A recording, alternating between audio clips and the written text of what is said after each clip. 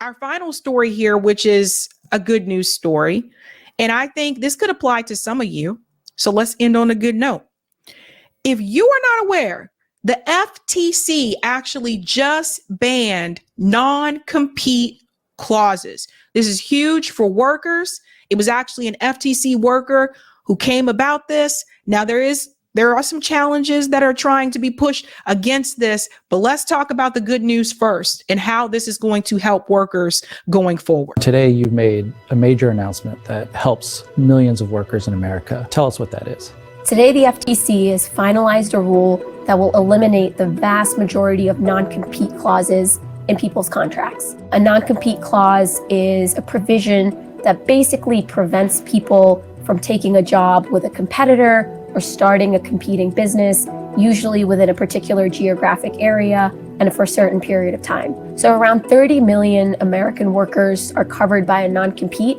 The incredible number of non-compete clauses for ordinary people to keep wages low. And so we're talking about fast food workers, security guards, nurses. We're talking about engineers, journalists, veterinarians.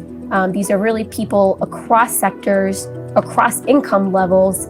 So I could not work in my field for 1 full year within that radius. So let me explain how this hurts workers, because let's just say that you are a security officer. That was one of the professions that they listed. Let's just say you are a security officer, and let's say you want to make more money, and there is another company that is also hiring security officers, but they pay more per hour. Let's say you're hourly. If you are a part of non-compete clause, and there are companies that have this, if that is a rival to the company that you work with, you can't apply for a job and go work with that other company that's actually paying more money. It's really messed up when you think about it. Are we really the land of the free? Are we really land of the free? You should be able to go and apply for whatever company you want to, go work for whoever you want to. It shouldn't matter if it's a rival or not.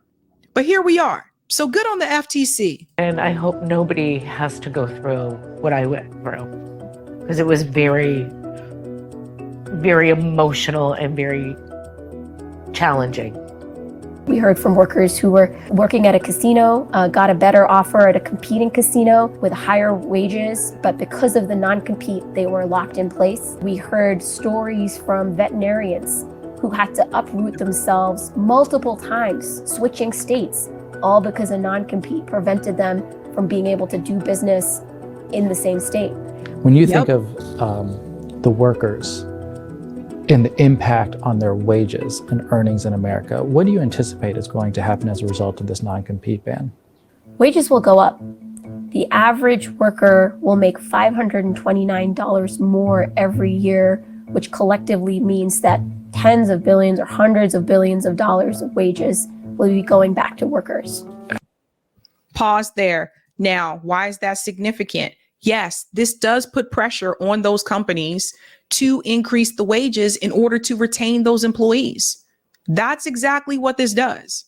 So that's why this is huge. That is why this is so significant. And for people who are not aware, they mentioned veterinarians. Did you guys know, like Vermont and Maine, these states in New England, they've actually been paying people who are doctors, dentists, veterinarians to move to Vermont and Maine because they have a shortage of those workers there. And a lot of the people who are dentists and doctors in those particular states are coming up on like retirement, and they need people to fill those positions. So they've actually been paying people to move there to do those professions. I know a friend of mine, former coworker of mine, actually, her husband was one of those people that moved to Maine because of that, because he was given that offer. And it's not like they were passionate about Maine or anything, but it's just because he was given that offer. And, it really makes you think about these things again. Like, if this non-compete clause would have passed before, let's say 4 years ago, if it would have passed like 4 years ago,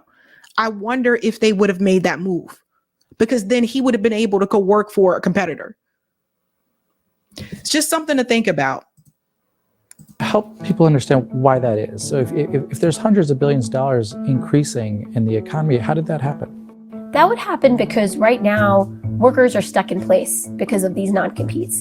And so even if they get a better job opportunity with higher wages, with better benefits, they can't actually switch jobs, which is bad for those workers. It's also bad for other workers who won't have the opportunities that are not being created because of these non-competes. So there's just less churn in the economy overall. There's less dynamism, and that means that wages are lower than they should be. Corporate America, Chamber of Commerce, many of their allies want to fight this in the courtroom. The Chamber of Commerce told us today that the FTC's rulemaking is unlawful, and they told me today it's already contemplating legal action against it. What is our best understanding of why what you're doing today is legal and within your authority? So the FTC Act that Congress passed clearly gives the FTC the authority to issue rules to carry out its obligations. The FTC Act also prohibits what are known as unfair methods of competition. The agency has determined that these non-competes are unfair methods of competition, and so we have the ability to issue a rule to outlaw them. As chair of the Federal Trade Commission, one of your goals is to obviously see more competition in America. It's fair to say that if workers were given more freedom of movement, that you might also see more businesses sprout up? Absolutely. A lot of the comments that we got were from workers that actually wanted to go start their own competing business. We heard from people in the asphalt business that saw an opportunity in the market, wanted to go start a rival firm, but weren't able to do so because they were locked in with a non-compete. And there's actually... And let me just pause here for a second. Thank you so much for this, Clifford. The practice of offering doctors money to move to rural communities have been done for some time. Yeah, I mean, it's they were doing this for teachers at one point. I don't know if they still do that now, but at one point they were trying to get teachers to move to like rural areas and offering to pay them a little bit more. But I don't know if they still continue that anymore. But I think that this is pretty based. Now, as you heard, they're already meeting challenges. We're going to finish up here, and I'm going to show you what the Chamber of Commerce is trying to do now that this has been passed. Correct me if I'm wrong, there's attorneys and bankers who make a decent income who are also affected by non-compete agreements, right? That's right. I mean, we got comments from across the income level. People making near minimum wage, but also people making tens of thousands of dollars or even hundreds of thousands of dollars, sharing stories about how non-competes had been devastating for their lives. We heard from doctors in rural America who shared how non-competes really limit their ability to continue providing care for their patients if they ever look to change employers.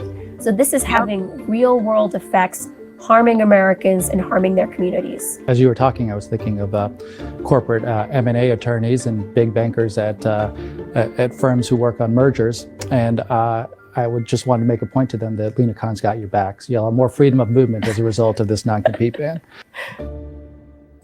Okay, so one thing I want to add as well, you know, again, I think you should be able to work for whatever company you want. I don't think there should have ever been this whole non-compete rule anyway. And then there are non-compete rules that are not necessarily written, you know, like they're not written on paper, but it's frowned upon, right? So like when I worked at MIT, depending on what department you were working for, it was kind of frowned upon if like you left that department at MIT and went to work in that same department at Harvard University. Because Harvard and MIT, particularly in the sciences, they are competitors here. So for those of us that worked in like physics and engineering in the science fields, those fields, when you look at Harvard and MIT, they are competitors here. So that was kind of frowned upon. And it was, again, it wasn't written that you can't do that, but it was kind of frowned upon. It was just kind of like, oh, you left here to go work for Harvard, you know, that kind of thing.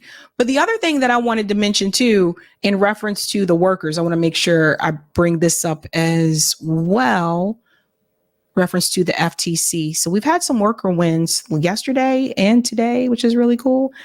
Like I told you, there were going to be challenges to this, right? Business groups sued to stop the FTC from banning non-compete clauses. And it just goes on to say here, we're not going to read the entire thing, but it says the U.S. Chamber of Commerce fulfilled its promise to sue the FTC over a ban on agreements that prevent workers from leaving a company for a rival, arguing in a lawsuit filed Wednesday that the agency overstepped its authority. Really? Like, wow. The lawsuit filed in a U.S. district court in Texas argued that the FTC did not have authority to issue rules that define unlawful methods of competition. The Chamber of Commerce was joined by 3 other business groups: the Business Roundtable, the Texas Association of Business, and the Longview Chamber of Commerce. The suit came a day after the FTC announced a final rule to ban the non-compete agreements.